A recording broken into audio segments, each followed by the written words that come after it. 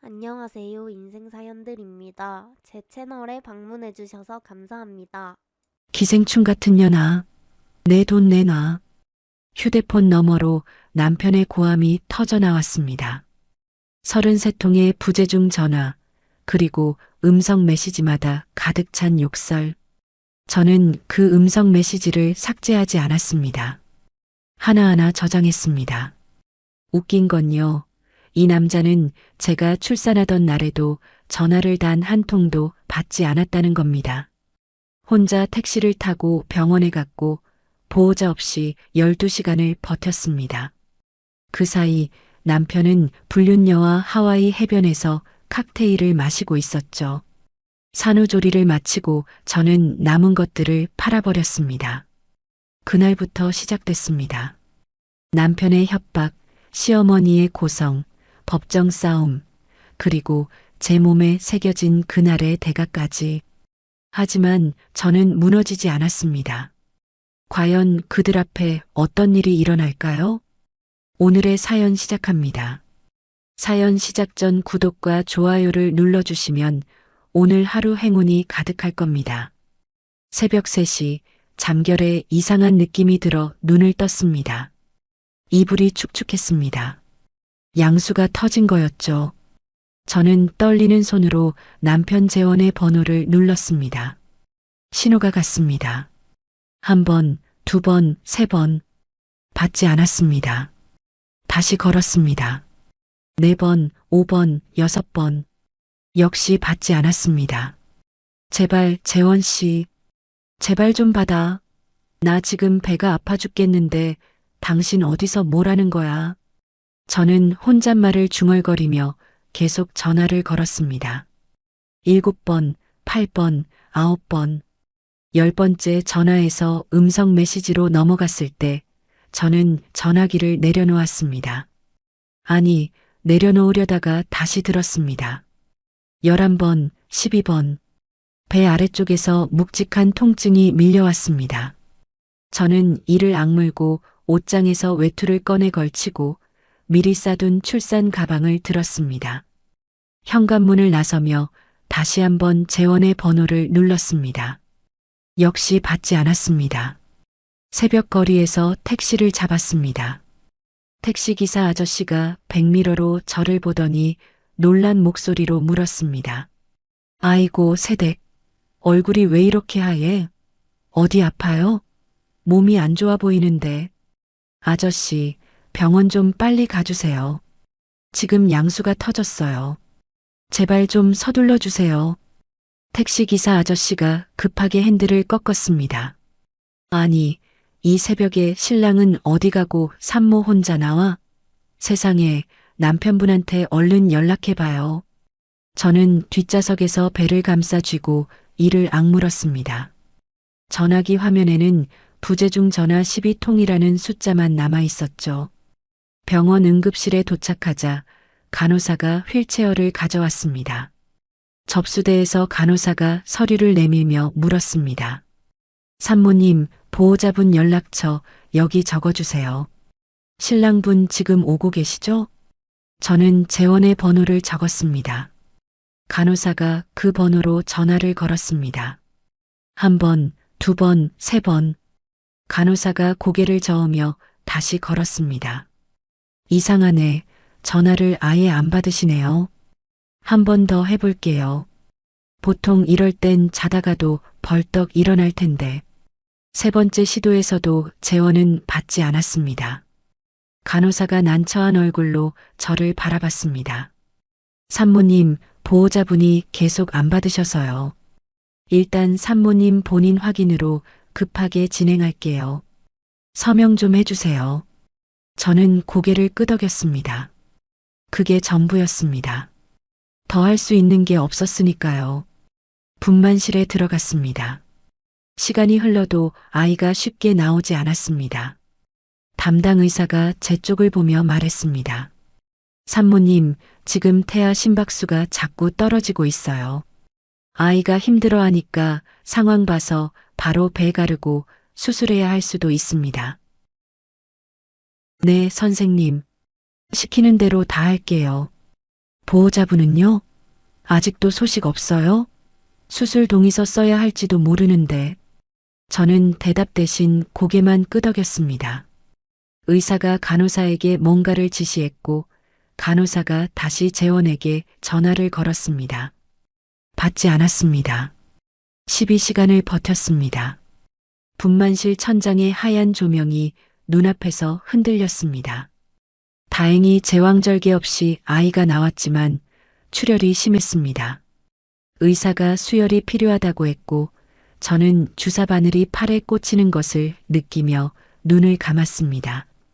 회복실에서 눈을 떴을 때 간호사가 제 휴대폰을 건네줬습니다. 저는 가장 먼저 재원의 이름을 찾았습니다. 부재중 전화도 문자도 카카오톡도 없었습니다. 아무것도요. 대신 눈에 들어온 건 재원의 카카오톡 프로필 사진이었습니다. 파란 바다, 하얀 모래사장, 하와이 해변이었습니다. 사진 오른쪽 아래에 여자의 손이 찍혀 있었습니다. 손톱에 빨간 매니큐어를 칠한 손이었죠. 저는 그 사진을 한참 들여다봤습니다. 회복실 천장이 빙글빙글 돌았습니다. 간호사가 달려와 제 어깨를 잡았지만 저는 전화기를 놓지 않았습니다. 산후조리원에 들어간 첫날이었습니다. 옆방 산모의 남편이 미역국 냄비를 들고 복도를 지나갔습니다. 여보, 이거 뜨거울 때 얼른 먹어. 당신 고생해서 내가 장모님 댁에서 직접 받아왔어. 그 다음 방 산모의 남편은 꽃다발을 안고 들어왔습니다. 우리 마누라 애 낳느라 진짜 고생 많았어. 이거 봐, 당신 좋아하는 장미꽃이야.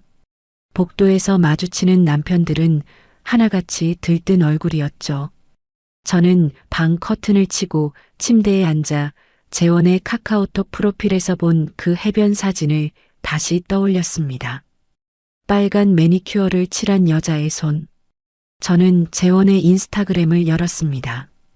재원의 계정에는 별다른 게 없었지만 팔로잉 목록에서 강민서라는 이름을 발견했습니다. 강민서의 계정을 눌렀습니다. 하와이 리조트 수영장 사진, 와이키키 해변 석양 사진, 고급 레스토랑에서 찍은 음식 사진, 그리고 그 사진들 곳곳에 재원이 있었습니다. 선글라스를 끼고 웃고 있는 재원, 서핑보드를 들고 있는 재원, 칵테일 잔을 부딪히며 찍은 투샷. 저는 민서의 게시물을 하나하나 거슬러 올라갔습니다. 하와이 사진뿐만이 아니었습니다. 6개월 전 부산 해운대에서 찍은 사진에도 재원이 있었습니다. 그때 저는 임신 8개월이었습니다. 배가 너무 커서 혼자 병원 검진을 다니던 때였죠. 같은 산후조리원에 있던 유진이라는 산모가 복도에서 저를 보고 말을 걸었습니다. 은우 엄마, 남편분은 오늘도 안 오셨어? 출장이 그렇게 길어? 아이고, 아무리 바빠도 그렇지. 마누라 산후조리 하는데 얼굴 한번 안 비치면 서운해서 어떡해. 아, 네. 해외로 멀리 나가 있어서요. 일이 워낙 바쁜 사람이라 어쩔 수가 없네요. 유진이 고개를 끄덕이며 방으로 돌아갔습니다. 그날 밤 벽 너머로 유진이 남편과 영상통화하며 웃는 소리가 들려왔습니다. 자기야, 우리 아기 봐봐. 자기도 보고 싶지? 빨리 와. 저는 이불을 뒤집어 쓰고 휴대폰을 꺼냈습니다. 건물 등기부등본을 열었습니다. 이 건물은 결혼 전에 제가 산 거였습니다. 돌아가신 아버지가 남겨주신 7천만 원과 제가 직장 다니며 모은 3천만 원. 재원의 돈은 한 푼도 들어가지 않았습니다. 등기부등본에 제 이름 석자가 또렷하게 찍혀 있었죠.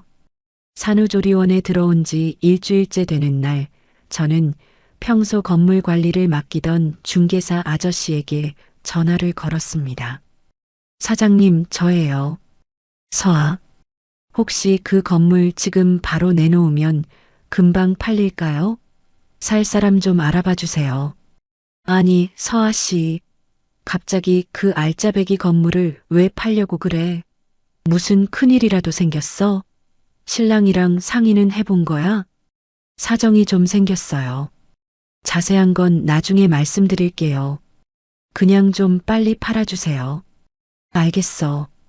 요즘 그 동네 상가 구하는 사람들이 줄을 섰으니까 내가 한 달 안에 어떻게든 매수자 찾아볼게.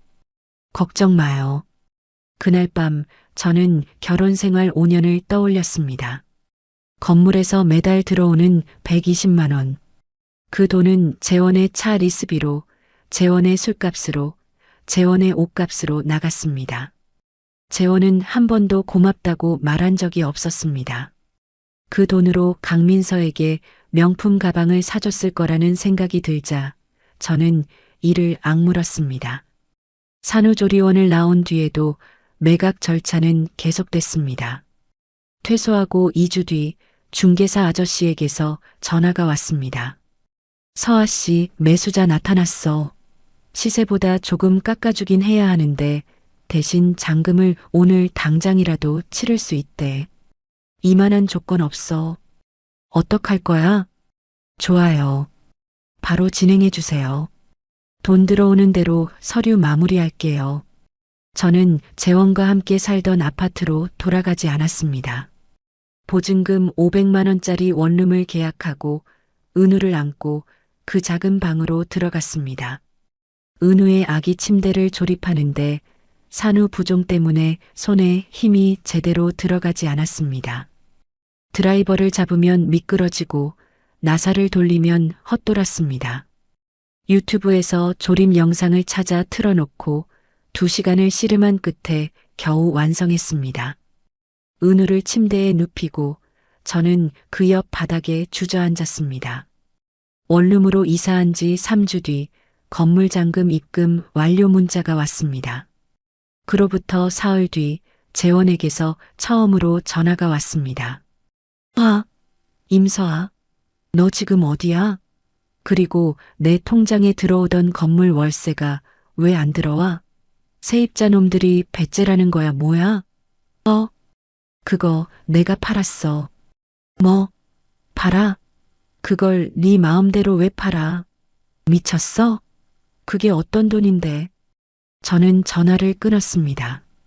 그 직후부터 전화가 쏟아졌습니다. 1통, 2통, 3통. 전화기가 쉬지 않고 울렸습니다. 33통. 음성 메시지를 열었습니다. 재원의 목소리가 터져 나왔습니다. 야, 이 기생충 같은 년아. 어디 숨어서 전화를 안 받아? 내 돈 내놔. 내 건물 수익 내놓으라고. 너 잡히기만 해봐. 가만 안 둬. 저는 그 음성 메시지를 삭제하지 않았습니다. 저장했습니다. 1시간쯤 지나 시어머니에게서도 전화가 왔습니다. 받지 않았습니다.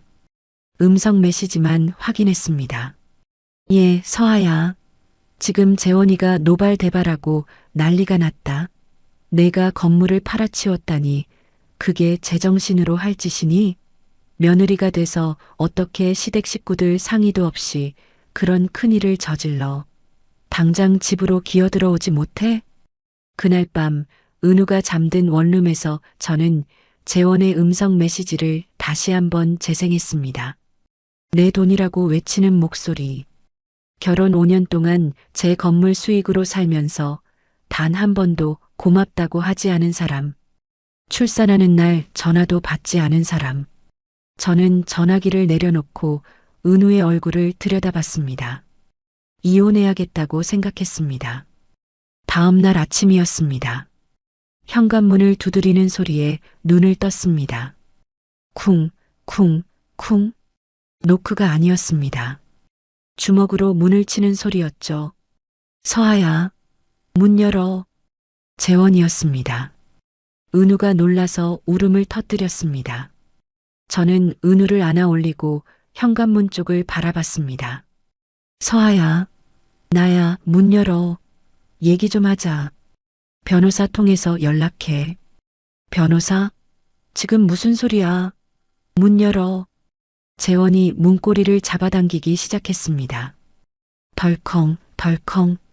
잠금 장치가 버텨주고 있었지만 그 소리에 은우가 더 크게 울었습니다. 저는 은우의 등을 토닥이며 벽에 등을 기댔습니다. 집도 빼고 건물도 팔아? 미쳤어? 당장 열어. 저는 대답하지 않았습니다. 1시간 넘게 재원은 문 앞에 서 있었습니다. 결국 옆집에서 경찰에 신고를 했고 경찰이 올라온 뒤에야 재원은 돌아갔습니다. 재원이 돌아간 뒤 저는 바로 철물점에 전화해서 현관문 보조 잠금 장치를 주문했습니다. 은우를 등에 업고 건물 관리실에도 내려갔습니다. 혹시 누가 저를 찾아오면 먼저 저한테 전화 한 통만 해주실 수 있을까요? 관리실 아저씨가 고개를 끄덕였습니다. 사흘 뒤 이번에는 시어머니가 왔습니다. 초인종을 누르지도 않았습니다. 복도에서부터 소리가 들렸습니다. 서아야, 나와. 시어머니 왔다. 시어머니 목소리가 복도 전체에 울렸습니다. 저는 은우를 안은 채 현관문 앞에 서서 숨을 죽였습니다. 이 집이야? 여기서 이러고 사는 거야? 건물 판 돈 당장 토해내. 그게 우리 재원이가 벌어서 산 건물이지 내 건물이야? 시어머니는 1시간 넘게 문 앞에서 소리를 질렀습니다. 경비원 아저씨가 올라왔습니다. 어르신, 다른 세대에서 민원이 들어와서요. 좀 조용히 해주셔야. 뭐, 내 며느리 집에 왔는데 왜 참견이야? 당신이 뭔데? 시어머니가 경비원 아저씨에게까지 소리를 질렀습니다. 경비원 아저씨가 난처한 얼굴로 뒤로 물러섰습니다. 저는 문 안쪽에서 은우를 꼭 안고 있었습니다. 은우는 또 울고 있었죠. 시어머니가 돌아간 그 주였습니다. 은우를 재우고 휴대폰을 열었는데 아파트 입주민 커뮤니티 앱에 알림이 떠 있었습니다. 저는 그 동네에 살 때 가입해둔 앱이었죠.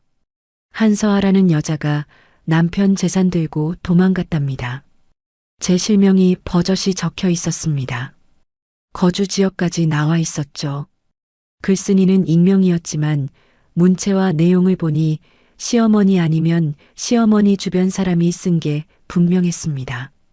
그 글이 누군가에 의해 캡처되어 육아 커뮤니티에도 올라간 걸 발견했습니다. 댓글이 수십 개 달려 있었습니다. 그날 밤부터 모르는 번호에서 문자가 오기 시작했습니다. 남편 돈 훔쳐간 년. 저는 은우를 재운 뒤 그 문자를 캡처해서 저장했습니다. 모르는 번호 3개를 차단하고 전화기를 엎어놓았습니다. 손이 떨렸습니다. 변호사를 찾아야 했습니다. 인터넷에서 이혼 전문 변호사를 검색하고 상담 예약을 잡았습니다. 첫 번째 사무소에서는 서류를 보더니 말했습니다. 남편 쪽에서 재산 분할 주장을 강하게 할 수 있어요. 소송이 길어질 겁니다. 두 번째, 세 번째 사무소도 비슷했습니다. 수임료 얘기를 듣는 순간 입이 마르더군요. 통장은 동결되어 있고 월세와 분유값도 빠듯한 형편이었으니까요. 네 번째 사무소였습니다. 이도윤이라는 변호사가 제 서류를 받아들었습니다. 등기부등본, 건물 매입 당시 통장 거래 내역, 아버지 유산 관련 서류. 도윤 변호사가 서류를 한 장씩 넘기며 꼼꼼히 읽었습니다. 그리고 서류를 내려놓으며 말했습니다. 이건 명백한 혼전 재산이에요. 서아 씨 돈으로 산 거 서류에 다 나와 있습니다.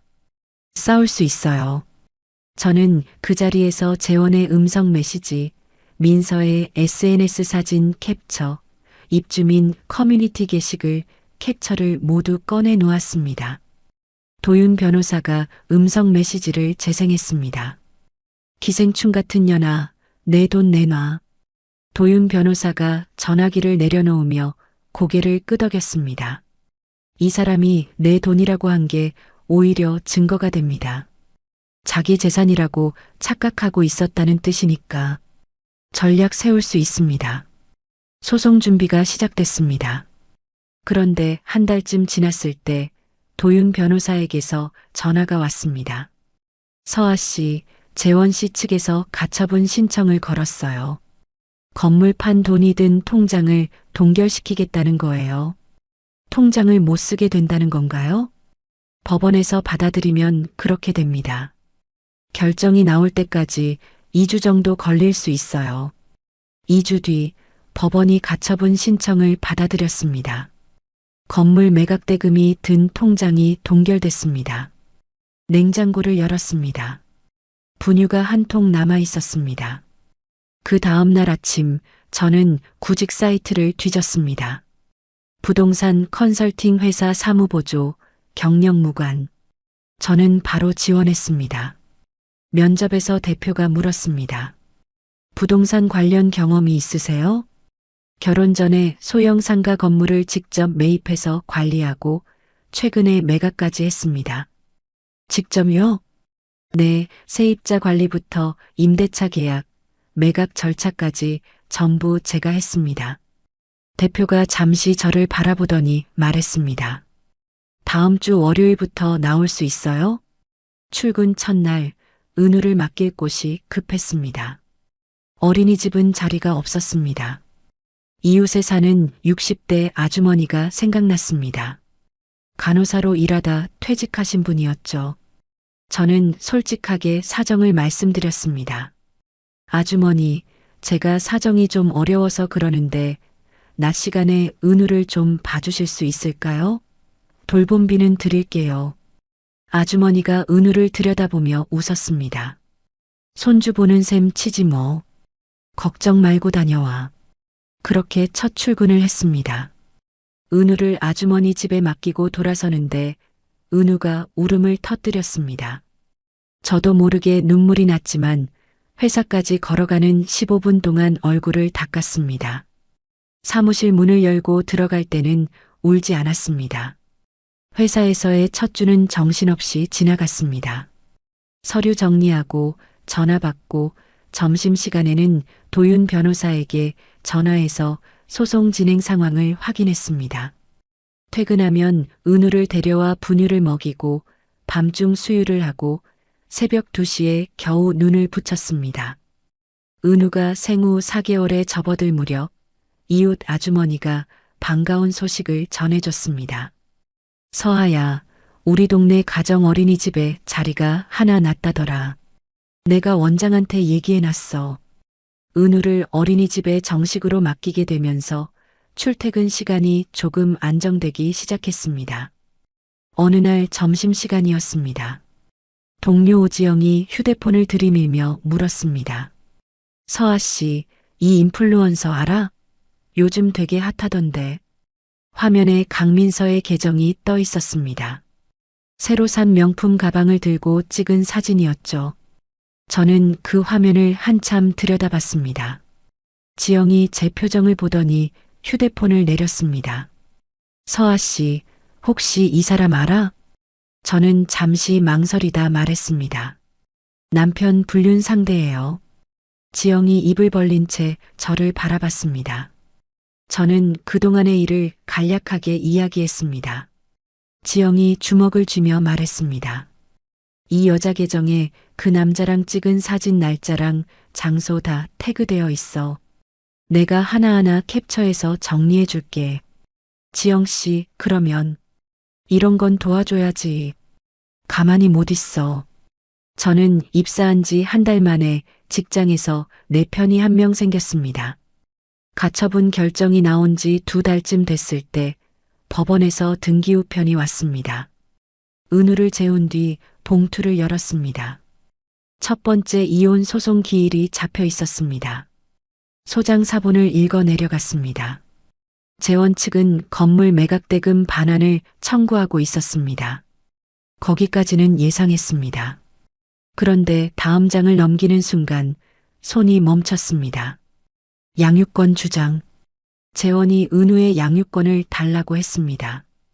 출산하던 날 전화도 안 받은 사람이, 아이 얼굴 한번 보러 오지 않은 사람이. 저는 소장을 내려놓고 도윤 변호사에게 전화를 걸었습니다.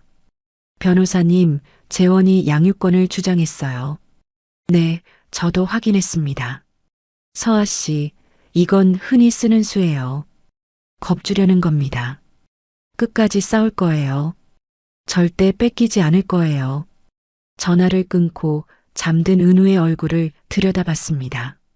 내일 법원에 입을 옷을 미리 꺼내 옷걸이에 걸어 놓았습니다. 첫 번째 재판 기일이었습니다. 지영에게 은우를 맡기고 법원으로 향했습니다. 법원 복도는 조용했고 제 구두 소리만 울렸습니다. 법정 문을 열고 들어서는 순간 맞은편에 재원이 앉아 있었습니다. 양복을 말끔하게 차려입고 넥타이까지 매고 있었습니다. 얼굴에는 억울한 사람 특유의 표정을 짓고 있었죠. 재원 옆에 앉은 사람이 눈에 들어왔습니다. 송 변호사. 수임료가 비싸기로 유명한 사람이라고 도윤 변호사가 미리 말해줬었습니다. 방청석을 돌아봤습니다. 시어머니가 앉아 있었습니다. 시어머니 옆에 시어머니의 여동생까지 나란히 앉아 저를 노려보고 있었죠. 마치 제가 죄인이라도 된 것처럼요. 도윤 변호사가 옆에서 서류를 정리하며 작은 소리로 말했습니다. 준비한 대로만 하면 됩니다. 긴장 푸세요. 재판이 시작됐습니다. 재원 쪽 송 변호사가 먼저 입을 열었습니다. 해당 건물의 임대 수익은 결혼 기간 내내 부부 공동 생활비로 사용되었습니다. 따라서 건물 역시 실질적인 공동 재산으로 봐야 합니다. 도윤 변호사가 서류를 들어올리며 반박했습니다. 건물 취득 자금 전액은 한서아의 혼전 재산입니다. 등기부등본과 금융거래 내역으로 확인 가능합니다. 임대 수익을 생활비에 쓴 것과 건물 소유권은 전혀 다른 문제입니다. 재판장이 재원 측을 바라보며 말했습니다. 원고 측에서 건물 취득에 대한 자금 기여 내역을 구체적으로 소명해 주시기 바랍니다. 송 변호사가 잠시 재원과 귓속말을 나눈 뒤 답했습니다. 다음 기일까지 원고의 소득 증빙 자료와 부부 공동명의 통장 내역을 제출하겠습니다. 첫 재판은 그렇게 끝났습니다. 법정을 나서는데 시어머니가 복도에서 저를 가로막았습니다. 서아야, 아직 늦지 않았어. 돈 돌려놓고 집으로 돌아와. 그러면 없던 일로 해줄게. 재원이 시어머니 뒤에 서서 팔짱을 낀 채 고개를 끄덕이고 있었습니다. 마치 자기가 큰 은혜를 베푸는 것처럼요. 저는 아무 말도 하지 않고 돌아서서 법원을 나왔습니다. 약 6주 뒤 두 번째 재판 기일이 잡혔습니다. 그 사이 도윤 변호사와 여러 차례 만나며 전략을 준비했습니다. 도윤 변호사가 재원 측이 제출할 소득 자료를 미리 예상하며 말했습니다. 재원 씨 연봉이 4,800만 원 수준이에요.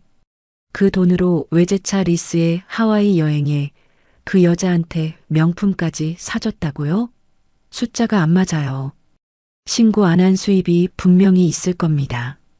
저는 결혼 생활을 떠올렸습니다. 재원이 카드 명세서를 보며 자주 하던 말이 있었죠. 이건 회사 법인 카드로 처리했어. 접대비라고 했고 출장비라고 했고 업무 관련 지출이라고 했습니다. 그런데 그게 정말 전부 회사 돈이었을까요? 저는 기억나는 것들을 하나하나 도윤 변호사에게 전달했습니다. 두 번째 재판 기일이 왔습니다. 재원 측이 소득 증빙 자료를 제출했습니다. 연소득 4,800만 원. 도윤 변호사가 그 서류를 받아들고 미리 준비한 자료를 꺼냈습니다. 재원 씨가 타고 다니는 외제차 리스비가 월 130만 원입니다. 연간 1,560만 원이죠. 도윤 변호사가 다음 서류를 넘겼습니다. 올해 초 하와이 왕복 비즈니스석 항공권 2장, 380만 원. 그리고 지영이 캡처해준 민서의 인스타그램 사진을 꺼냈습니다. 이 사진은 강민서 씨의 게시물입니다. 날짜와 장소가 태그되어 있고 명품 매장에서 찍은 영수증 사진도 포함되어 있습니다. 연소득 4,800만 원으로 이 지출이 가능한지 재판부의 판단을 구합니다. 법정이 조용해졌습니다. 재판장이 재원을 바라보며 물었습니다. 원고, 소득과 지출 사이에 상당한 차이가 있는데 이에 대해 소명해 주시죠. 재원의 얼굴이 빨갛게 달아올랐습니다. 재원이 더듬거리며 입을 열었습니다. 그건 사업 파트너한테 빌린 돈으로. 도윤 변호사가 바로 받아쳤습니다. 그 사업 파트너의 실명과 차용증을 제출해 주십시오. 재원이 송 변호사를 돌아봤습니다. 송 변호사가 입술을 굳게 다물고 있었습니다. 다음 기일까지 준비하겠습니다. 송 변호사가 겨우 그렇게 답했습니다. 두 번째 재판이 끝난 뒤 도윤 변호사가 저에게 말했습니다. 차용증 못 낼 겁니다. 없으니까요. 다음 기일까지 제출 못하면 법원에 국세청 사실조회를 신청할 거예요. 그러면 재원 씨가 최근 5년간 세금을 얼마나 냈는지, 어디서 돈이 오갔는지 전부 법원으로 회신됩니다. 약 6주 뒤 세 번째 기일이 왔습니다. 재원 측은 차용증을 제출하지 못했습니다. 도윤 변호사가 바로 국세청 사실조회를 신청했고 법원이 이를 받아들여 국세청에 공문을 보냈습니다. 사실조회 회신까지 약 한 달이 걸렸습니다. 네 번째 기일이 추가로 잡혔죠. 저는 그 한 달 동안 회사에서 일하고 은우를 키우고 밤마다 도윤 변호사가 보내주는 서류를 검토했습니다. 잠이 늘 부족했지만 멈출 수 없었습니다. 네 번째 재판 기일. 국세청에서 회신이 왔습니다. 도윤 변호사가 서류를 펼치며 말했습니다. 재원 씨는 본인 직장 외에 프리랜서 컨설팅 명목으로 여러 업체에서 수천만 원을 받아왔습니다. 그런데 이 수입의 상당 부분을 세금 신고에서 빠뜨렸습니다. 법정이 다시 조용해졌습니다. 도윤 변호사가 서류를 한 장 더 넘겼습니다. 그리고 재원 씨 이름이 아닌 대학 동기 명의의 계좌로 정기적으로 돈이 이체된 내역도 확인됩니다. 재원의 얼굴에서 핏기가 빠졌습니다. 송 변호사의 입이 굳게 닫혀 있었습니다. 도윤 변호사가 재판장을 향해 말했습니다. 재원 씨는 이 건물에 단 한 푼도 보탠 적이 없습니다. 오히려 자기 수입을 숨겨온 사람입니다. 이런 사람에게 아이의 양육을 맡기는 것이 과연 아이를 위한 일인지 재판부에서 판단해 주시기 바랍니다. 저는 재원의 얼굴을 봤습니다. 처음 보는 표정이었습니다. 당황, 공포, 분노가 한꺼번에 섞인 얼굴이었죠. 재원 뒤 방청석에 앉은 시어머니가 입을 벌린 채 굳어 있었습니다. 아들의 이중 생활을 처음 알게 된 얼굴이었습니다. 재판이 끝나고 법원 복도로 나왔습니다. 재원이 뒤따라 나와 제 팔을 잡았습니다. 야, 이러면 나 세무조사 받아. 알아? 그러면 내가 책임질 거야? 목소리가 떨리고 있었습니다. 협박인지 읍소인지 구분이 안 됐습니다. 저는 재원의 손을 뿌리쳤습니다. 아무 말도 하지 않고 돌아섰습니다. 등 뒤로 시어머니의 울먹이는 목소리가 들렸습니다. 재원아, 이게 다 무슨 소리야? 내가 그런 짓을 했어? 그리고 송 변호사의 차가운 목소리가 겹쳐 들렸습니다. 진작 사실대로 말씀하셨어야죠. 저는 멈추지 않았습니다. 법원 정문을 나서며 봄바람을 맞았습니다. 다리가 풀렸지만 걸음을 멈추지 않았습니다. 네 번째 재판이 끝나고 2주가 지났습니다. 도윤 변호사에게서 전화가 왔습니다. 서아 씨, 재원 씨 측에서 합의를 요청해 왔어요. 합의요? 네. 지금 재원 씨가 가장 무서워하는 건 세무조사예요. 법정에서 드러난 내용을 가지고 국세청에 제보까지 하면 세금 문제로 형사처벌까지 갈 수 있거든요. 지금 우리가 완전히 위에 있습니다. 저는 어린이집에서 은우를 데려와 원룸 바닥에 앉혔습니다. 은우가 이불 위에서 몸을 뒤척이더니 혼자 힘으로 뒤집기를 했습니다. 배를 깔고 엎드린 채 고개를 들어 저를 보며 웃었죠. 변호사님, 합의 조건은 제가 정할게요. 합의 협상 자리가 잡혔습니다. 도윤 변호사가 먼저 조건을 내걸었습니다. 건물 매각 대금에 대한 일체의 권리를 포기할 것. 양육권은 전부 한서아에게 넘길 것. 그리고 위자료 3천만 원. 송 변호사가 재원에게 고개를 돌렸습니다. 작은 목소리로 뭔가를 말했습니다. 재원이 고개를 세차게 저었습니다. 양육권은 안 돼. 그건 못 줘. 도윤 변호사가 서류 한 장을 꺼내 테이블 위에 놓았습니다. 재원 씨, 은우가 태어난 날 어디 계셨죠? 재원이 입을 다물었습니다. 하와이행 항공권 기록입니다. 출산 당일 재원 씨는 하와이에 있었어요. 도윤 변호사가 다음 서류를 넘겼습니다. 그리고 은우가 태어난 뒤 석 달 동안 재원 씨가 아이를 보러 온 기록은 단 한 건도 없습니다. 출생신고서에도 서아 씨 혼자 서명했고요. 재원이 테이블 아래에서 주먹을 쥐고 있었습니다. 하지만 아무 말도 하지 못했습니다. 도윤 변호사가 재원을 똑바로 바라보며 말했습니다. 양육권을 계속 주장하시면 국세청 제보를 진행할 수밖에 없습니다. 재원의 얼굴이 하얗게 변했습니다. 송 변호사가 의자에서 일어나며 말했습니다. 잠시 쉬겠습니다. 송 변호사가 재원을 데리고 회의실 밖으로 나갔습니다. 유리문 너머로 송 변호사가 재원에게 무언가를 강하게 말하는 게 보였습니다. 재원이 고개를 숙이고 다시 들고 또 숙였습니다. 5분 뒤 두 사람이 돌아왔습니다. 재원이 의자에 앉으며 눈을 내리깔았습니다.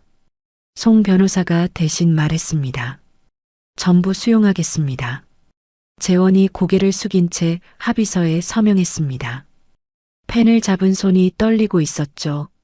저는 그 모습을 가만히 지켜봤습니다. 출산하던 날 33통의 전화를 받지 않던 사람이 지금 고개를 숙이고 펜을 잡고 있었습니다. 법원 밖으로 나왔습니다. 봄바람이 불었습니다. 저는 도윤 변호사를 돌아보며 입을 열었습니다. 감사합니다. 목소리가 떨려서 제대로 나오지 않았습니다. 도윤 변호사는 아무 말 없이 고개만 끄덕여줬습니다. 이혼이 확정되고 가처분이 풀렸습니다.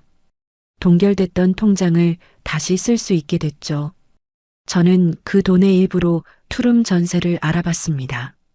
부동산에서 계약서에 도장을 찍는 순간 손이 멈췄습니다. 계약서에 제 이름만 적혀 있었습니다. 결혼하고 나서 제 이름만으로 집을 계약하는 건 처음이었죠. 도장을 꾹 눌렀습니다. 이사하는 날 지영이 퇴근하고 달려와 줬습니다. 은우의 새 아기 침대를 같이 조립했습니다. 지영이 설명서를 읽고 제가 나사를 돌렸습니다. 서아 씨, 이거 왼쪽 아니야? 오른쪽이지? 아, 맞다. 오른쪽. 둘이서 웃으며 침대를 완성했습니다. 원룸에서 혼자 2시간 동안 씨름하던 때가 떠올랐습니다. 그때와는 달랐습니다. 회사에서 사무보조로 일한 지 넉 달째 되던 날이었습니다. 제가 직접 작성한 소형 상가 투자 분석 보고서를 대표가 읽더니 저를 불렀습니다. 서아 씨, 이거 서아 씨가 쓴 거 맞아? 네, 대표님. 정식 컨설턴트로 올라올 생각 없어? 월급도 조정해 줄게. 명함이 나왔습니다. 한서아, 부동산 컨설턴트. 월급이 오른 것보다 그 명함이 더 벅찼습니다. 승진하고 첫 프로젝트로 신도시 상가 매물 분석을 맡았습니다. 현장을 직접 돌아다니며 건물 상태를 확인하고 임대 수익률을 계산하고 보고서를 작성했습니다. 예전에 제 건물을 관리하던 때의 감각이 살아났죠. 거래처 사장님 한 분이 보고서를 받아보고 말했습니다. 한 컨설턴트, 꼼꼼하네. 다음에도 부탁할게. 어느 저녁이었습니다. 은우를 어린이집에서 데려와 새 집에서 이유식을 먹이고 있었습니다. 숟가락을 입에 가져다 대는데 은우가 입을 오물거리더니 소리를 냈습니다. 맘마. 숟가락을 든 채 멈췄습니다. 은우가 저를 보며 또 말했습니다. 맘마. 웃음이 나왔습니다. 한참을 웃었습니다. 그러다 울었습니다. 왜 우는지 저도 몰랐습니다. 그냥 눈물이 멈추지 않았습니다. 회사 회식 자리에서 지영이 제 옆에 앉으며 말했습니다. 서아 씨, 나 진짜 대단하다고 생각해. 혼자 애 키우면서 이 업계에서 이만큼 한 거. 다른 동료가 맞은편에서 끼어들었습니다. 맞아. 서아 씨 오고 나서 사무실 분위기가 확 달라졌어. 결혼 생활 5년 동안 재원에게서 한 번도 듣지 못한 말이었습니다. 수고했다, 잘한다, 대단하다. 그런 말을 직장 사람들에게서 듣고 있었습니다. 이혼 확정 후 넉 달쯤 지났을 때 은우의 돌잔치를 했습니다. 동네 작은 식당을 빌렸습니다. 지영이 왔고 도윤 변호사가 왔고 어린이집 선생님이 왔고 회사 대표님까지 와줬습니다. 도윤 변호사가 은우에게 작은 동화책을 선물했습니다. 은우를 내려다보며 말했죠. 은우야, 내가 이 책을 읽을 때쯤이면 엄마가 얼마나 대단한 사람인지 알게 될 거야. 저는 고맙다고 인사하며 도윤 변호사의 얼굴을 봤습니다. 눈빛에 뭔가가 있었습니다. 변호사와 의뢰인 사이의 눈빛은 아니었죠. 저는 그걸 느끼고도 모른 척 넘겼습니다. 다 같이 모여 사진을 찍었습니다. 제가 은우를 안고 가운데에 서고 지영, 도윤 변호사, 어린이집 선생님이 양옆에 섰습니다. 사진을 찍으며 웃었습니다. 이 정도면 괜찮다고 생각했습니다. 우리 잘 살 수 있다고요. 돌잔치가 끝난 그날 밤이었습니다. 은우를 재우고 설거지를 하고 있었습니다. 갑자기 심장이 미친 듯이 뛰기 시작했습니다. 숨이 막혔습니다. 싱크대를 두 손으로 붙잡았지만 다리에 힘이 풀려서 바닥에 주저앉았습니다. 눈앞에 하얀 불빛이 겹쳐 보였습니다. 분만실 천장의 무영등이었습니다. 이 증상은 오늘 처음이 아니었습니다. 산후조리원에 있을 때부터 가끔씩 찾아왔었죠. 저는 더 이상 무시할 수 없었습니다. 다음 날 아침 출근길 지하철에서도 가슴이 조여왔습니다. 손잡이를 잡은 손에 힘을 주며 버텼습니다. 회사에 도착해서 컴퓨터를 켜는 순간부터는 일에 집중했습니다. 그러면 잊을 수 있었으니까요. 그 무렵 맡은 프로젝트가 있었습니다. 재개발 예정 지역의 상가 투자 분석이었죠. 현장을 직접 돌고 주변 시세를 조사하고 수익률 분석표를 만들었습니다. 그 보고서를 본 거래처 사장님이 전화를 걸어왔습니다.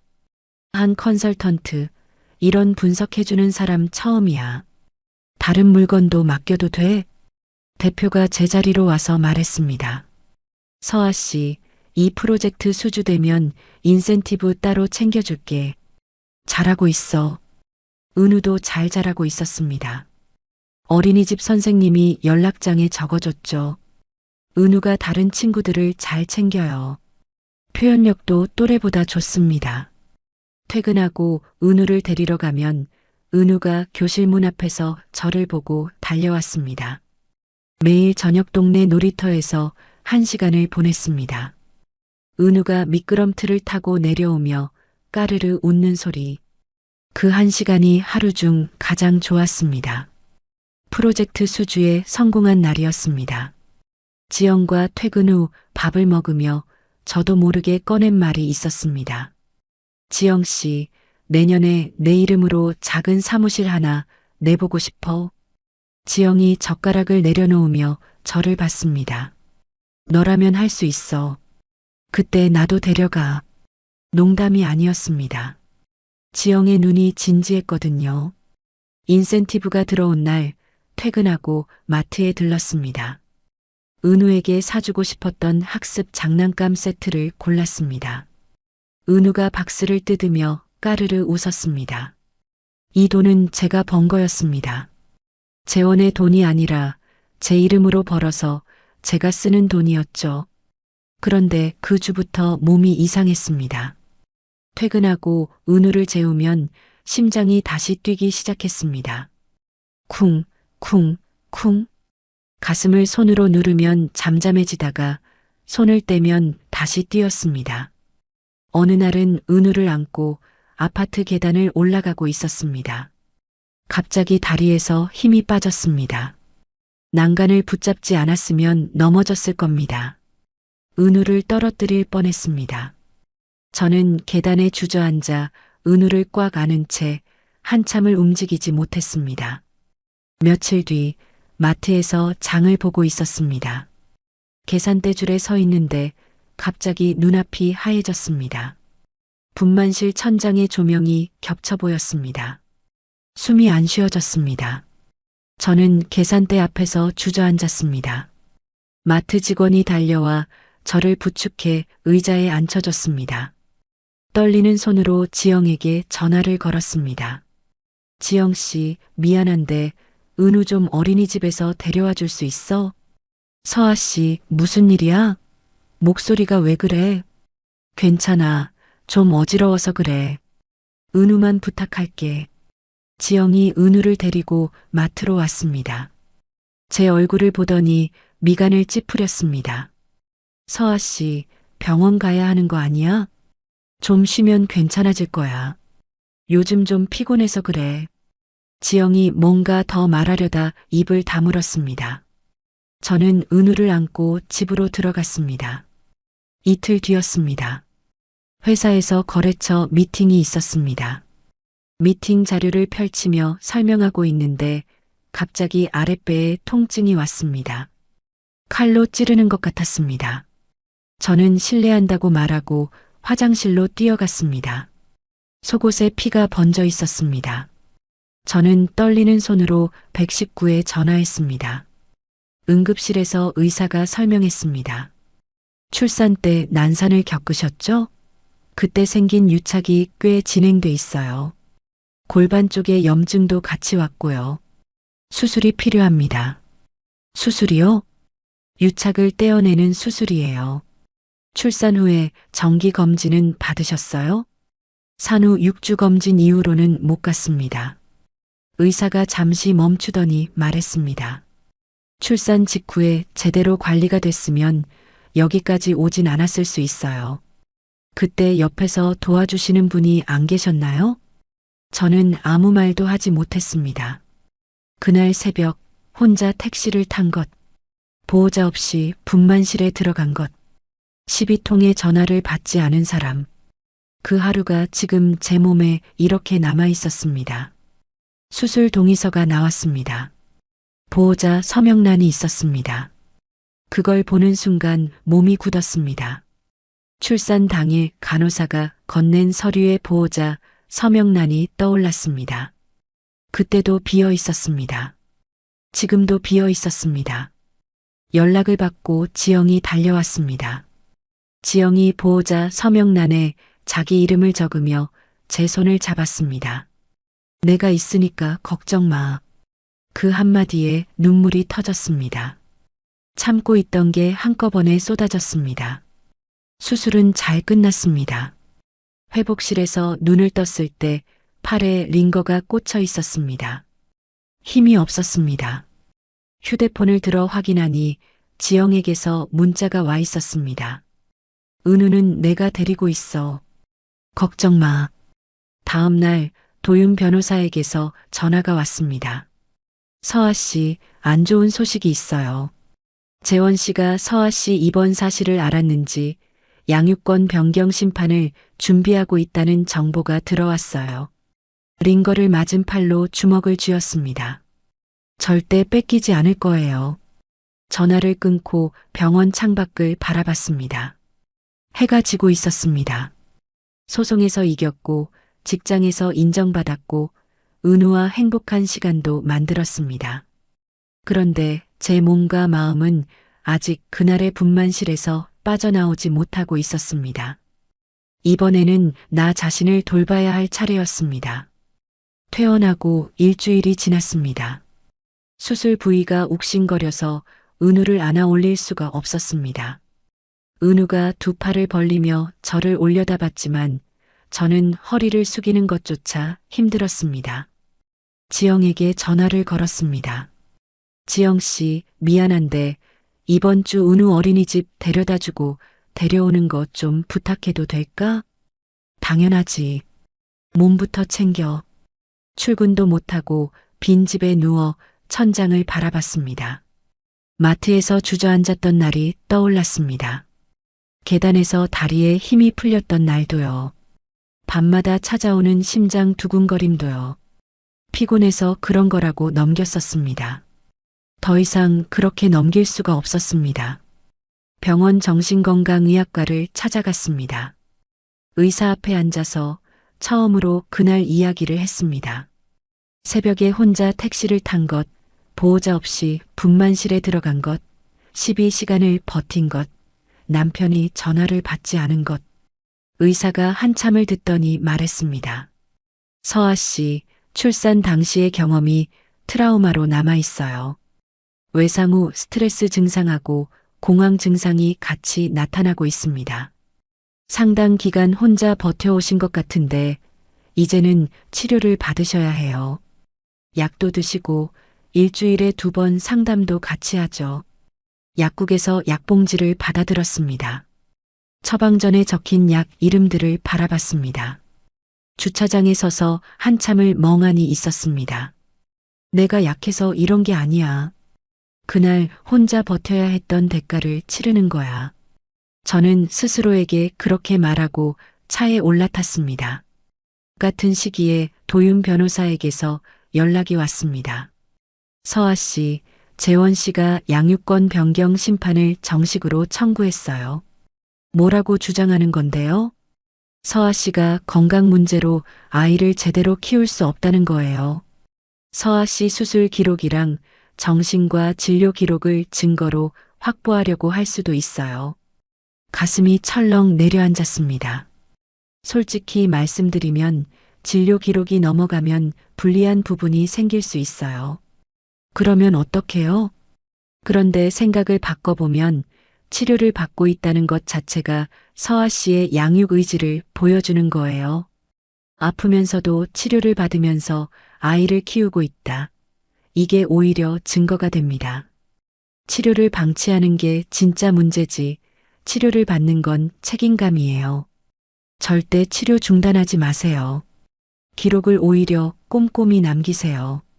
치료와 양육권 심판 준비가 동시에 시작됐습니다. 낮에는 병원에 다니고 저녁에는 은우를 돌보고 밤에는 도윤 변호사가 보낸 서류를 읽었습니다.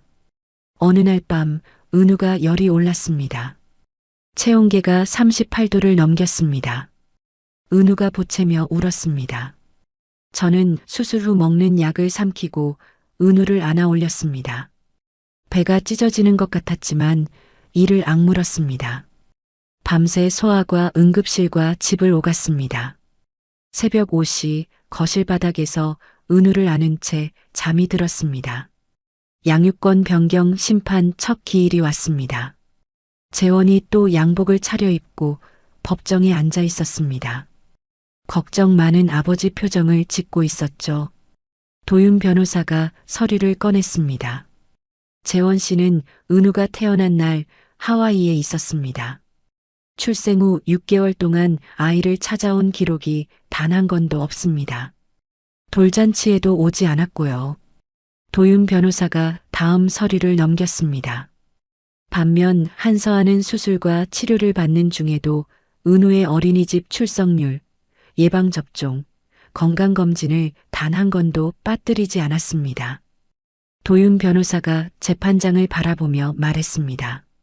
한서아는 본인이 아픈 상황에서도 아이에 대한 책임을 단 한순간도 내려놓지 않았습니다.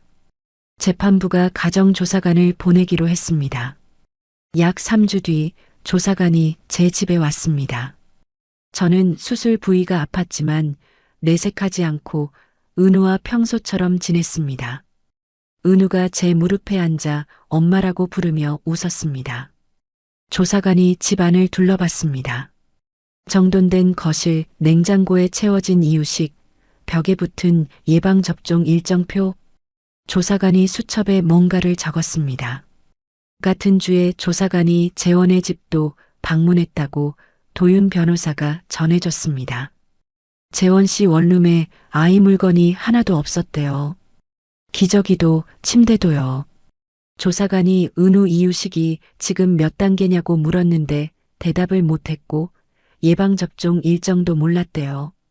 조사관이 아이 기본 정보를 모르시는 거냐고 다시 물었다더군요.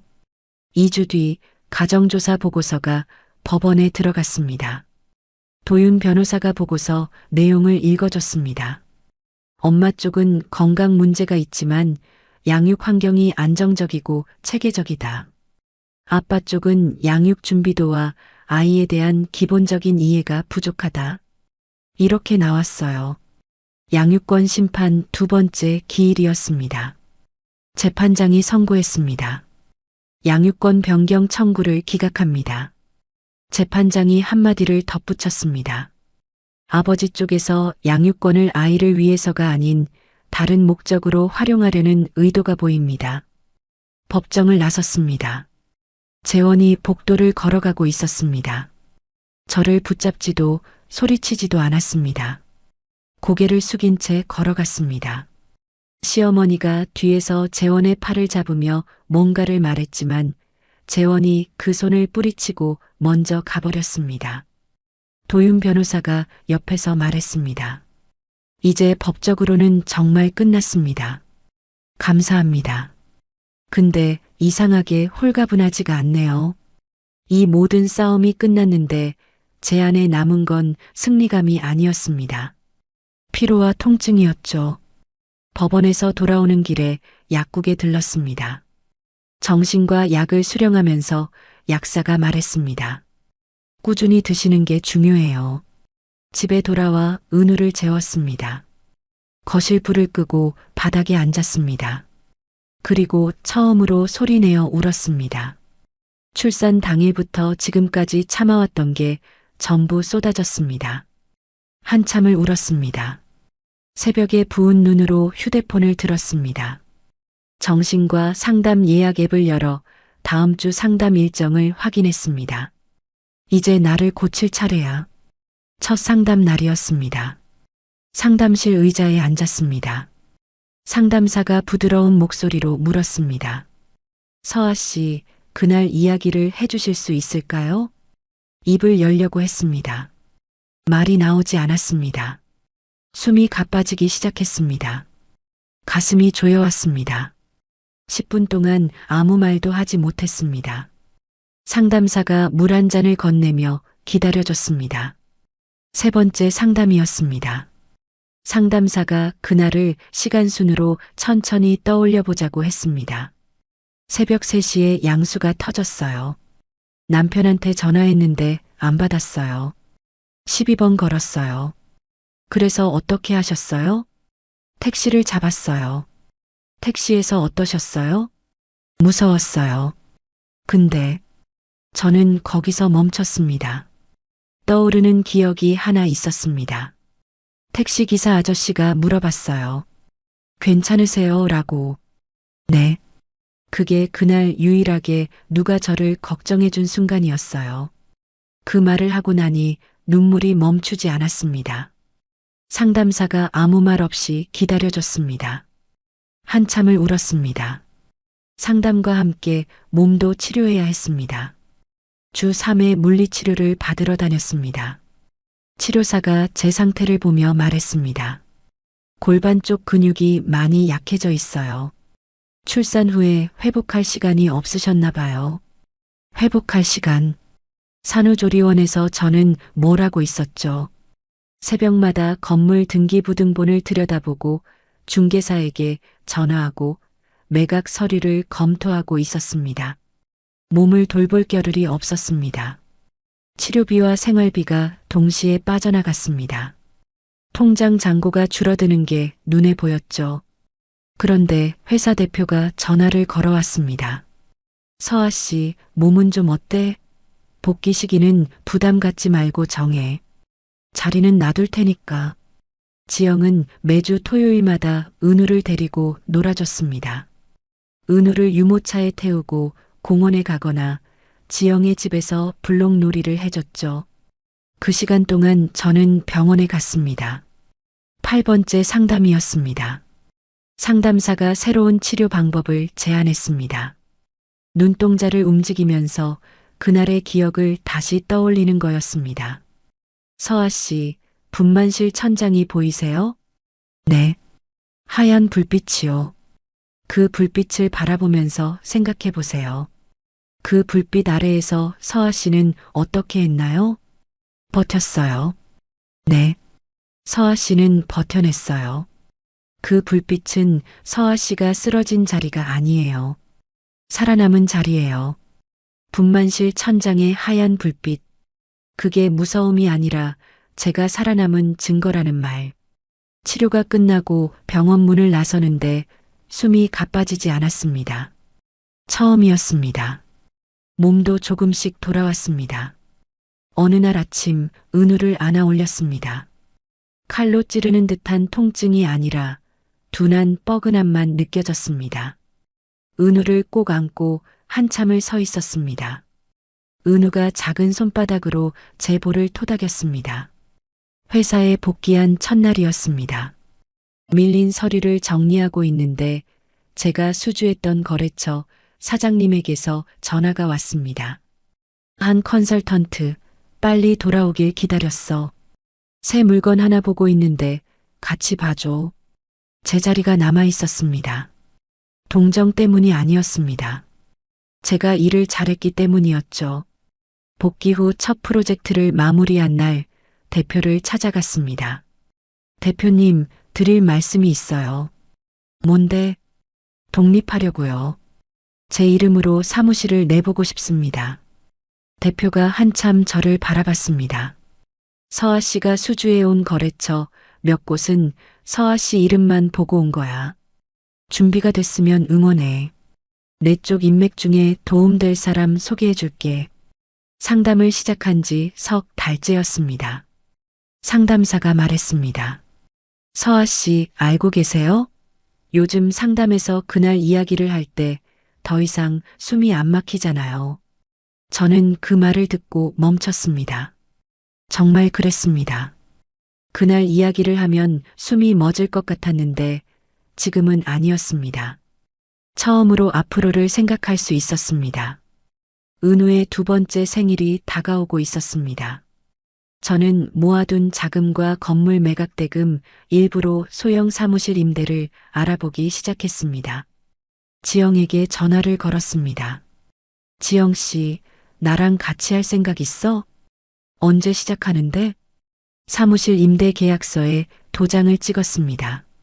상호를 등록했습니다. 한서아 부동산 컨설팅. 빈 사무실에 처음 들어서서 창문을 열었습니다.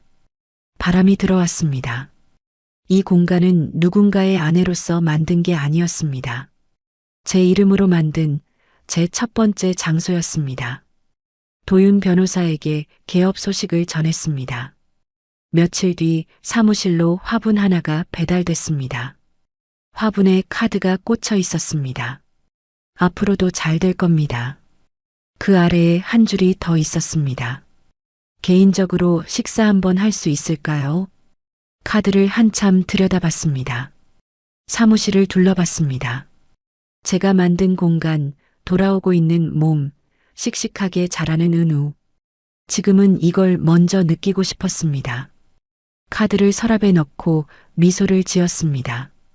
지영과 함께 사무실을 꾸몄습니다. 책상을 나란히 놓고 컴퓨터를 세팅하고 프린터를 연결했습니다. 지영이 마지막 랜선을 꽂으며 말했습니다. 우리 진짜 하는 거다. 1년 전 분유값이 없어서 급하게 사무보조로 취직하던 제가 지금 내 회사를 여는 사람이 됐습니다. 개업 전날 밤이었습니다. 사무실에 혼자 앉아 있었습니다. 내일이면 은우 손을 잡고 이 문을 열 겁니다. 불을 끄고 일어서는데 상담사의 말이 떠올랐습니다. 서아 씨, 그날의 서아는 혼자였지만 지금의 서아는 혼자가 아닙니다. 저는 사무실 문을 닫고 집으로 향했습니다. 은우의 두 번째 생일이었습니다. 사무실에서 조촐한 파티를 열었습니다. 지영이 케이크를 사왔고 어린이집 선생님이 은우에게 풍선을 불어줬습니다. 회사 시절 대표님도 와주셨고 도윤 변호사도 왔습니다. 은우가 케이크 앞에 앉았습니다. 초 2개에 불이 붙었습니다. 은우가 볼을 부풀리고 후 불었습니다. 초가 꺼졌습니다. 다 같이 박수를 쳤습니다. 2년 전 새벽 혼자 택시를 타고 병원에 가던 그 길이 떠올랐습니다. 지금 이 사무실에는 사람들이 있었습니다. 저는 조용히 숨을 고르고 은우의 머리를 쓸어줬습니다. 도윤 변호사가 은우 옆에 쪼그려 앉아 블록 놀이를 해주고 있었습니다. 은우가 빨간 블록을 도윤 변호사 손에 쥐어주며 까르르 웃었습니다. 도윤 변호사도 웃었습니다. 변호사가 아니라 그냥 한 사람의 얼굴이었습니다. 서랍에 넣어둔 카드가 떠올랐습니다. 언젠가 준비가 되면 답을 해야겠다고 생각했습니다. 손님들이 하나둘 돌아가고 사무실에 저와 은우만 남았습니다. 파티 접시를 정리하고 있는데 휴대폰이 울렸습니다. 문자였습니다. 은우 생일 축하한다. 미안했다. 재원이었습니다. 짧은 2줄. 저는 문자를 읽고 화면을 껐습니다. 답장하지 않았습니다. 33통의 전화가 떠올랐습니다. 기생충 같은 년아, 내 돈 내놔. 그때 심장이 쪼그라드는 것 같았는데 지금은 아무것도 느껴지지 않았습니다. 분노도 미움도 아니었습니다.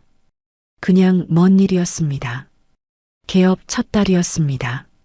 거래처 사장님 2분이 직접 찾아왔습니다. 한 컨설턴트가 독립했다며? 축하해. 이 물건 좀 봐줘. 지영과 함께 첫 번째 계약을 성사시킨 날이었습니다. 사무실에서 둘이 커피잔을 부딪히며 말했습니다. 우리 진짜 해냈다. 지영 씨가 옆에 있어서 가능했어. 무슨 소리야? 서아 씨가 대단한 거지. 사업이 조금씩 자리를 잡아갔습니다. 제가 직접 시간을 조절할 수 있었습니다. 매일 오후 5시에 은우를 데리러 갔습니다. 어린이집 앞에 서면 은우가 교실 문을 열고 달려나왔습니다. 그게 하루의 마감이었습니다. 어느 날 정신과 상담사가 말했습니다. 서아 씨, 이제 상담 간격을 한 달에 한 번으로 줄여도 될 것 같아요. 한 달에 한 번이요? 잠깐 불안했습니다. 상담사가 말을 이었습니다. 필요하면 언제든 다시 오면 돼요. 서아 씨는 이미 혼자서도 다룰 수 있는 힘이 생겼어요. 저는 고개를 끄덕였습니다. 며칠 뒤 택배가 하나 왔습니다. 보낸 사람을 보니 시어머니였습니다. 상자를 열었습니다. 작은 돌반지 하나와 메모지가 들어 있었습니다. 할미가 미안하다. 돌잔치 때 오지 않았던 시어머니였습니다. 현관문 앞에서 소리 지르던 시어머니였습니다. 저는 그 돌반지를 한참 들여다봤습니다. 은우의 서랍에 넣어두었습니다. 답장 대신 은우의 최근 사진 한 장을 시어머니에게 보냈습니다. 사무실이 본궤도에 오른 지 석 달째 되던 날 은행에 갔습니다. 사업자 대출 상담을 받았습니다. 담당자가 서류를 넘기며 말했습니다. 사업자치고 재무 상태가 아주 안정적이시네요. 결혼 생활 동안 건물 수익을 재원에게 갖다 바치던 때가 떠올랐습니다. 지금 이 통장은 제 이름이고 제가 벌었고 제가 관리하고 있었습니다. 조용히 웃었습니다. 은행에서 돌아온 오후 서랍을 열었습니다. 도윤 변호사의 카드가 보였습니다. 저는 휴대폰을 들었습니다. 그 식사 이번 주 토요일 괜찮으세요? 5초 만에 답이 왔습니다. 좋습니다. 토요일 저녁 은우를 지영에게 맡기고 나갔습니다. 도윤 변호사와 조용한 식당에서 마주 앉았습니다. 도윤 변호사가 먼저 입을 열었습니다. 오늘은 변호사 얘기 말고 다른 얘기하면 안 될까요? 어떤 얘기요? 좋아하는 책이라든가 음악이라든가.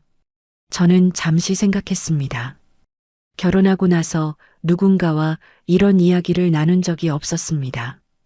재원과는 항상 돈 얘기, 건물 얘기, 생활비 얘기뿐이었죠. 저는 천천히 말을 꺼냈습니다. 예전에 수필집 읽는 걸 좋아했어요. 결혼하고 나서는 한 권도 못 읽었지만요. 그럼 다음에 제가 한 권 추천해 드려도 될까요? 좋아요.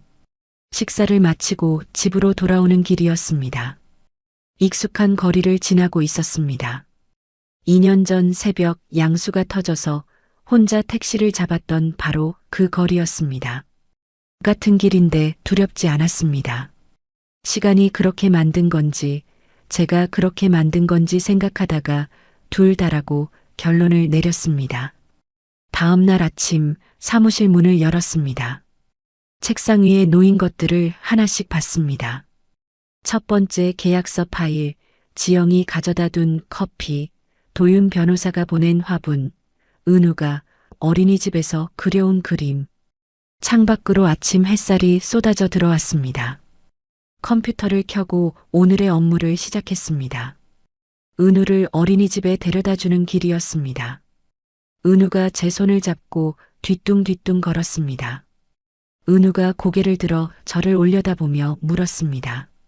엄마, 회사가? 응, 엄마 회사가. 은우의 작은 손이 제 손가락을 꼭 쥐고 있었습니다. 그 온기에 집중했습니다. 어린이집 앞에서 은우를 내려줬습니다. 은우가 손을 흔들며 교실로 들어갔습니다. 저는 돌아서서 걸었습니다.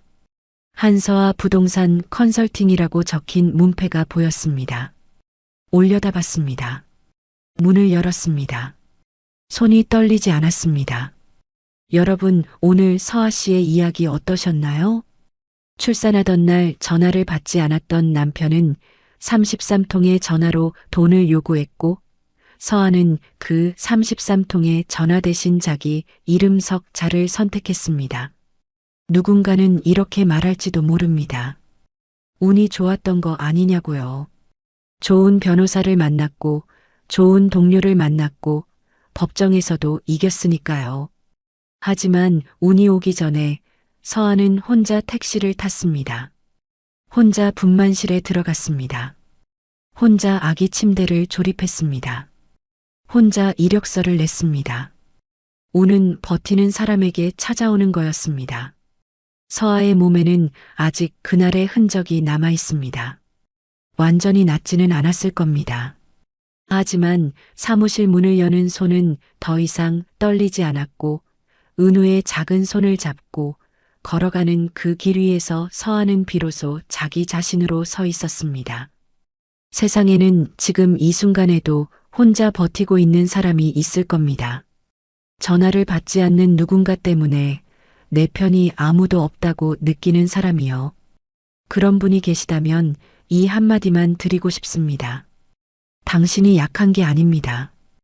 혼자 버텨야 했던 그 시간이 너무 길었던 겁니다. 이야기를 끝까지 들어주신 분이 계시다면 잘 들었다고 댓글 하나만 남겨주세요. 감사합니다.